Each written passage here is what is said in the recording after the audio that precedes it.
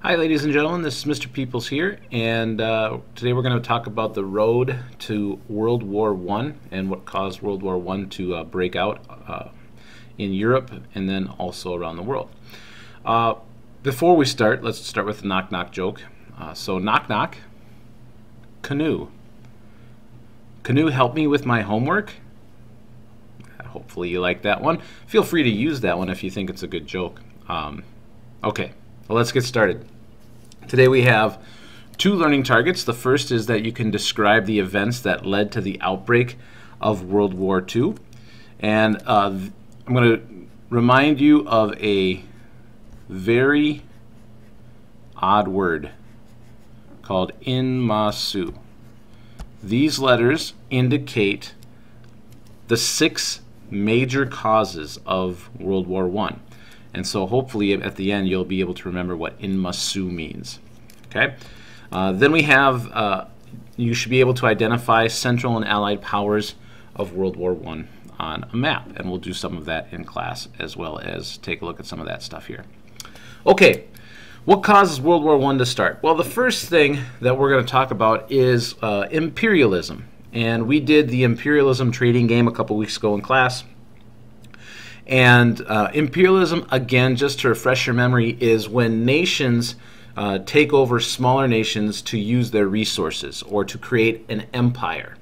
And countries like Britain and Spain did this long ago, and the United States had just, in the early 1900s, just started to create an overseas empire. Well, this imperialism, especially right around World War I in 1914, the nations that were doing this were competing for control of these territories. And it wasn't just in Europe where they were doing this, but they were also doing it in places like Africa and around the world. One particular place in Europe that caused a lot of tension was an area on the border of France and Germany called the Alsace-Lorraine region. Germany had won it in a war in 1871, and France wanted it back. And so there's some tension there because the Germans had taken over that section of Europe. And this tension goes into Africa and other places around the world. So imperialism is a major factor that causes World War I. Another major factor is nationalism. Nationalism is a strong sense of pride and loyalty to your nation or your culture. And so that what that meant is that Germans had a strong feeling of pride in being German. British had a strong feeling of pride in being British, and French the same, and Russians the same. But in places in the central part of Europe, the central eastern part of Europe, those places, there were a lot of different cultural groups. And those cultural groups had a sense of pride in their cultural group. But they were controlled by a different country. For example, the country of Austria-Hungary was in control of an area called Bosnia and Herzegovina that had a lot of Slavic people in it. And those Slavs had a lot of pride in their culture, their heritage, and they didn't like being led by the Austria-Hungarians. And so nationalism is another factor that leads to World War I. And you're going to see a little bit more about that in a second. And then there's militarism. Militarism is the third major cause of World War I. Nations during this time begin to aggressively strengthen their armed forces. They start to build more and more weapons. Britain and France had been, and Russia had been the military powers for years in Europe. But all of a sudden now Germany has started to kind of build itself into this power, and they start to build more and more weapons, bigger and bigger ships, until the point that Britain and France are saying, hey, we need to start building more and more ships, more and more weapons. And so as a way to protect themselves, these militaries, both sides, start to grow and compete in building their militaries. Now, another thing that they did to protect themselves was they made alliances, or treaties, or pacts, or friendships, if you like. And generally, smaller countries would make friendships with bigger countries so that in the event that the smaller country was attacked, the bigger country would provide some help. And this is a time period in European history where all of the countries are kind of keeping an eye on each other. They don't trust each other at all. And so they start to make pacts or friendships with people that they trust, and then they all can watch the other countries that they don't trust a little bit more closely. And it's almost like a worldwide survivor game, if you want to think of it that way. Okay, let's take a look at a map. Now, if we look at this map, and if I zoom in here a little bit, oops, let's zoom in right here. Okay, so we have Germany right here.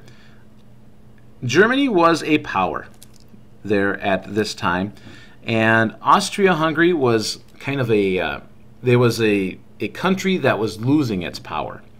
And so Austria-Hungary connected with Germany and became friends.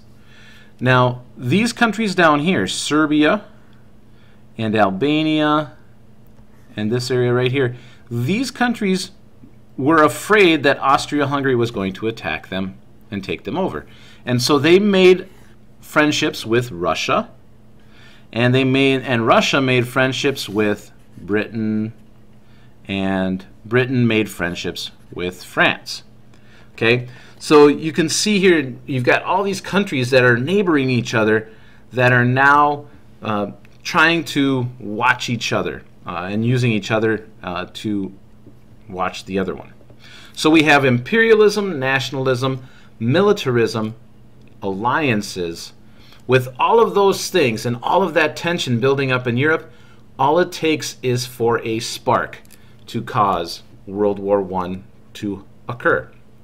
And that spark comes in the Bosnia-Herzegovina area. It comes in this area of the world, right down here. Oops. Let's go back and try that again. Right in this area.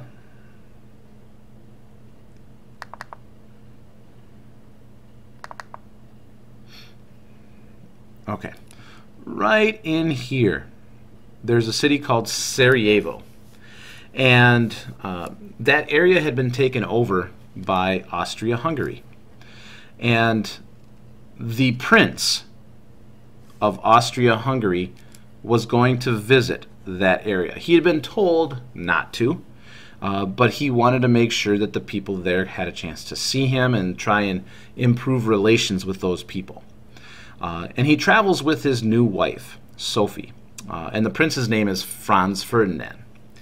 And they go to Sarajevo, and there's supposed to be a parade. The parade route is published for everybody in the newspaper, and there's a group from Serbia, the neighboring country, that their entire mission was to go to Sarajevo and kill Franz Ferdinand, the Prince of Austria-Hungary.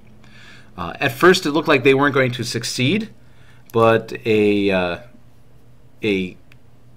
chance meeting caused the assassin to be in the right place at the right time, and Franz Ferdinand and his wife were killed.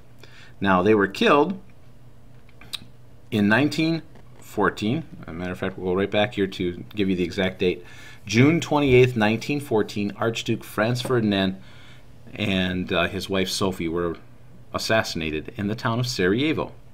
Now, the person that assassinated him was a man named Gavril Princip, and he tried to kill himself immediately but was stopped and prevented from doing so and taken to the police station. Now, let's take a look at a couple photographs here. This is just moments before Franz Ferdinand and Sophie are killed.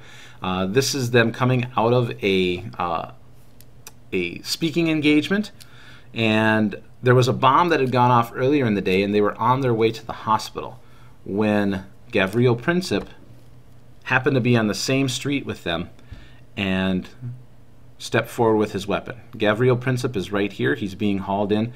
This is the moment he is being hauled into the police station. Okay. This is from our textbook, I believe, and this is shows a painting of that moment when Franz Ferdinand and his wife were killed. This was considered the spark. You had imperialism, nationalism, militarism, alliances, and now you have the spark. Austria-Hungary was very upset that its prince was killed. And Austria-Hungary gave Serbia an ultimatum. They wrote a letter to Serbia and the Serbian leaders and said, hey, turn over everybody else that's involved with this, or we're going to attack. Now, Austria-Hungary would not have given that ultimatum had they not had support from Germany. The big, powerful country of Germany said, yeah, go ahead, write your letter. And specifically, the Kaiser of Germany said this. And so Austria-Hungary gave Serbia an ultimatum. Do this or else. When Serbia didn't do it, when Serbia didn't do what was asked of them, Austria-Hungary declared war on Serbia. When that happens, that starts to knock down all kinds of dominoes. So if I go back to this map here and show you what we're talking about, if we go into this section right here, so Austria-Hungary declares war on Serbia. Then, because Serbia is friends with Russia, Russia starts to build its armies and put them all along the border here. Okay? Well, because Germany borders Russia, Germany starts to say, hey, wait a second, we're going to start mobilizing our armies and putting our armies here. And then Britain and France start to get their armies ready. And so you have all of this going on. Austria-Hungary attacks Serbia. Russia attacks Austria-Hungary. Because Russia attacks Austria-Hungary, Germany attacks France because they didn't want to attack Russia at that time. So they attack France, and then because France is attacked, Russia attacks Germany. So it's almost like this playground, schoolyard fight that breaks out because of the friendships that are involved here. And so all it took was that spark, and that spark caused the armies to mobilize and eventually caused the armies to take part in war. So again, here's just a recap. You know, Russia is an ally of Serbia. Russia is part of the Russia, France, Great Britain are all part of the Allied powers. And then the Central Powers are Austria-Hungary, Germany, and the Ottoman Empire, or Turkey, as it's known today.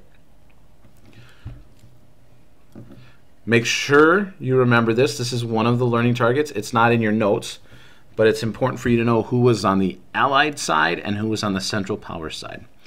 And we're going to show that in a map here in class. All right, so the Germans attack through France, and they almost get to Paris, but they're stopped.